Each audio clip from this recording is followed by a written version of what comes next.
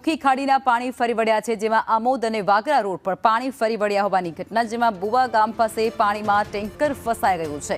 બુવા ગામે ભૂખી ખાડીના પાણી ભરાયા અને જેની અંદર એક ટેન્કર ફસાયું છે।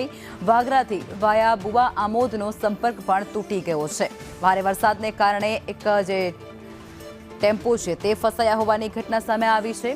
ભરૂચની આ તસવીરો સામે આવી રહી છે। ભરૂચમાં પણ ભારે વરસાદ અને ભારે વરસાદને કારણે અનેક વિસ્તારો પાણીને હવાલે થઈ ચૂક્યા છે।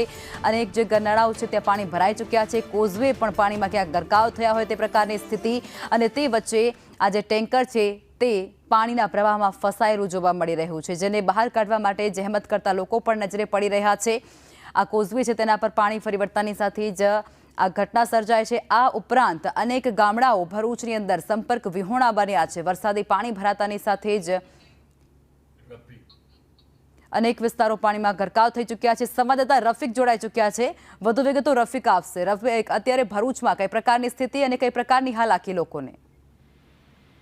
વાત કરીએ ને આપણે તો ભરૂચના આમોદ તાલુકાનું આમોદ અને વાગરાને જોડતા માર્ગ ઉપર ભૂખીનું પાણી ફરી વળ્યું છે, જેની અંદર એક ટેન્કર ફસાયું છે। બીજી તરફ ખેતરોમાં પાણી છે। ઓકે જી રફીક, કેટલાક ગામડાઓ છે જે અત્યારે સંપર્ક વિહોણા બની ગયા છે ભરૂચમાં?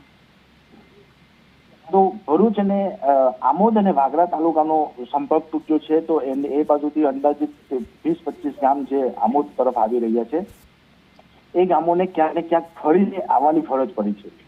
કેટલા લોકો અસરગ્રસ્ત છે આ બનાવથી? હાલ અસરગ્રસ્તો લોકોની સંખ્યા નથી, પરંતુ જો ધધર નદીના પાણીનો જળસ્તર છે તે હાલ 98.30% પર વહી રહ્યું છે, પરંતુ 101ની સપાટી પાર કરે તો નીચાણવાળા ઘણા ગામોને મુશ્કેલી થાય અને સ્થળાંતર કરવાની પણ ફરજ પડે। જી રફીક, આભાર આપનો।